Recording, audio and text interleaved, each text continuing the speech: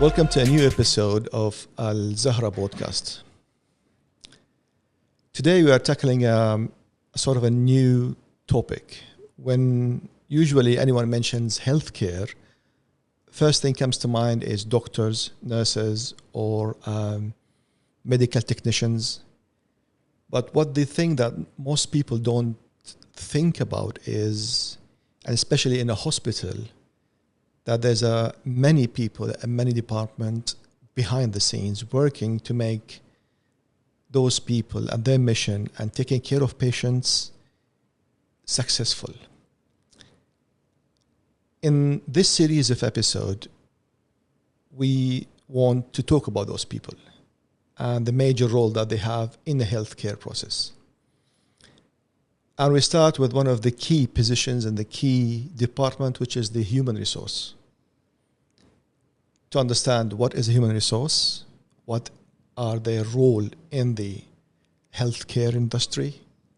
And for that, our guest today is one of the most experienced person in this field. Today we're hosting Miss Vijaya Sen, the Chief Human Resource Officer in Zahra Hospital. Hello, ma'am. How are you doing? Thank you. Thank you, Hassan, for inviting me for this special podcast on human resource. I feel that, the importance has started coming in for this particular function because people have started realizing that it is not human resource, it's human capital. Exactly. That's why in our hospital, we call ourselves as human capital department. That's brilliant. That's brilliant, ma'am. So let's start with and the obvious question for, let's say, for the people who don't understand or don't know what's human resource are and what HR is actually, because most of the people, they have misconceptions and things about HR. Let's have first, what is HR? HR, people call this as human resource. In our hospital, we call them as human capital. You'll be surprised to know that, human resource, human capital are all the new acronyms. The actual name which was given to people management was personal officer. Yes, I'm talking about personal management. This started way back in 19th century when there was industrial revolution and factory workers had to be managed. People were looking for somebody who could manage them, look after their welfare, well-being, and the industrial laws, labor laws, and other things. That was a time when this function was constituted. And gradually, from a personal management, the journey has been to the human resource management. And I would like to acknowledge the contribution of our management consultant, Mr. Peter Drucker, who actually brought the HR into the boardroom. His saying was very clear that, human resource or people are not your expense. They are not your expense. They are to be valued.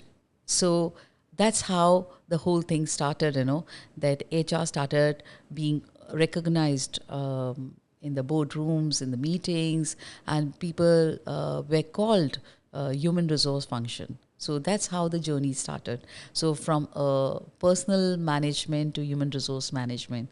So the journey has been very long enough for people to recognize this function. Mentioning the journey, so let's come back a little bit for your personal journey. How I know you have a really long experience in HR, but how did you start your journey in human resource, or let's say now capital resource, as you name it? How Miss Vijaya started the HR journey? Interestingly, my background has been very, very different. I'm actually a law graduate from India. I started as a lawyer. I practiced in different courts, district courts and others. I used to present the cases for my clients. I realized that, the legal function, although it gave you that kind of exposure, understanding of how to manage people, how to do this, but I was more connected with the people. My role was to understand the people and apply the law for them, and fight for them. It was like that. So I thought of, why not look at the corporate side. So I had two avenues to go into: either practice as a lawyer in a corporate field, or look at something more related to management.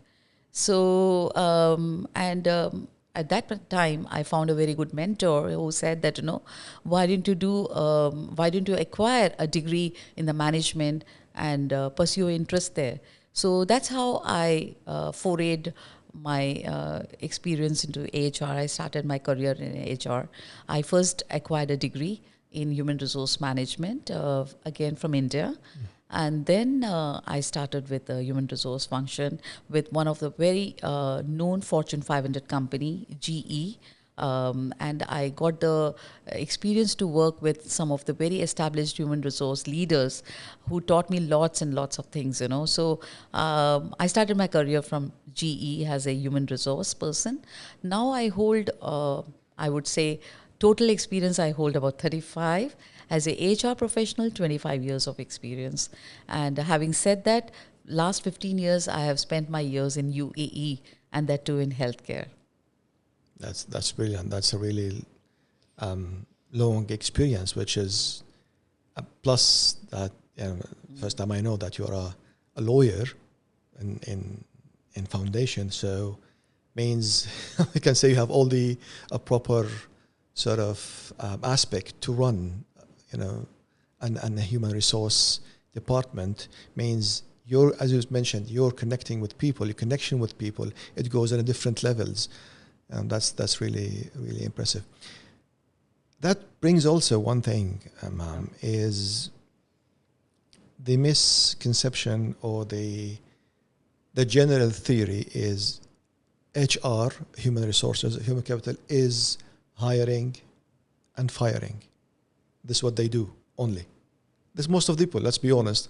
Most of the people say, okay, HR, hiring and firing, that's it. But I don't believe this is the whole truth, isn't it? There's many things behind it. There's a lot of things behind the role of HR. Before I answer this question, I would like to connect something with my educational qualification, the legal background. The legal background has been an asset to my profession because you're actually dealing with the employment rules and regulations, the Yes. law. So you have to understand the employment laws of the country where you function. While I was working in India, I was quite proficient in the industrial law, employment laws in the country. Then when I moved to UAE, I really researched and equipped myself with the understanding of labor law here. So this is the most important aspect of any HR professional working in UAE, in whichever industry they are in. Having given that background, now I'll come to the point, hiring and firing, what you said. It's a very common thing when people say that, oh, you're HR, you're there from hiring to firing. Of course, one part of it is, yes, you are actually a part of the journey of an Exactly. employee from the start to the end of the his end. service in the organization. Having said that, the HR has also evolved from a transactional role to a more of a strategic business partners as well. Now I'll throw some lights over this, how it is. Like I've been working in healthcare at least for the last 15 years in UAE. And it's very important for a human resource function here to understand what does your business want, what does your business leaders want. They want the best of doctors to work with you. They want the best of nurses, best of technicians, best of support functions to drive this entire business vertical. In order to have that, you have to understand the business a lot. And this was very well summarized by one of the business leaders with whom I worked very closely for a very long time. He said that, Vijaya, try understanding the fundamental reasons of people, why they're not happy over there, why they are not. So first of all, understand that. and try addressing that issues. Secondly, understand each and every aspects of the hospital. Like for instance, if you have to get a lab technician, you have to understand what does a laboratory do, what kind of tests we do, what kind of doctors we hire, what kind of technicians we need, what kind of machines you have. If you understand all these aspects, then you will be able to find the right kind of talent for your organization. So how I forayed my journey in this area is that in the last 15 years, I really worked hard on each and every specialities. I'm not a doctor. I don't come from the medicines background. But then what I did is that I studied each and every specialty. So I give you an example of laboratory. Like a common man will not know what does a rheumatologist do. They will think that rheumatologist is connected with nerves and this thing, but one has to understand what else a rheumatologist does. So my role was to understand, not only me, I actually taught my whole team also, especially the talent management and talent acquisition team, what you have to understand about the different specialties. So as part of our orientation, what we do is that we educate our own team members, the non-clinical people, to understand the clinical side of it. This is exactly the point where I was going to mention. Yeah. It is not a standard, like a practice or some standard thing. It's just hiring, like in any other corporate or institute, just hiring someone to work. That's a very critical field, which is, as you mentioned, the acquisition team, the people who's in charge for hiring, they need to understand the industry, medical terms, medical requirement. It's really not something, and this is why we are doing this kind of a podcast to make people understand that hiring in medical field, it's a different than any other a field, I guess, because it has its own critical kind of requirement. Absolutely right. So, we have in our hospital more than 60 specialities, and every specialty has a very different need together.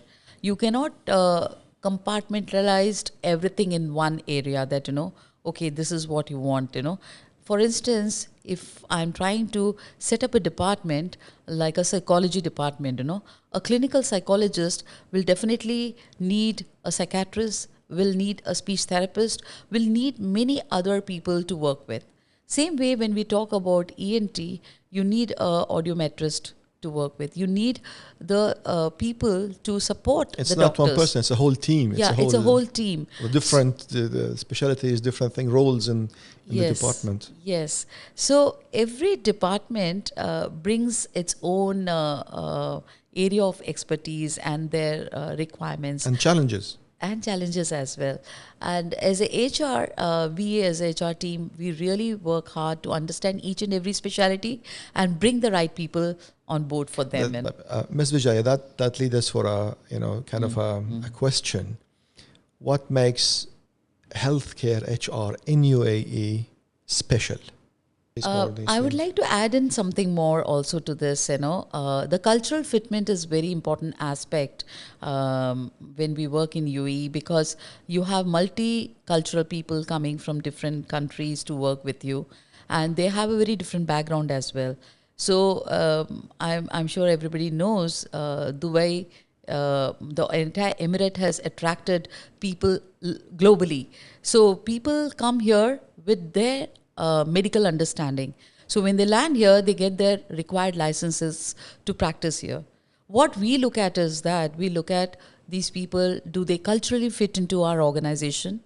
That means their behavioral aspects, their interpersonal skills, their spoken language. Well, you may be coming from China, but your local language should be English, You have to speak in English. So these are three important things which we look at as a HR, other than the required licenses to practice.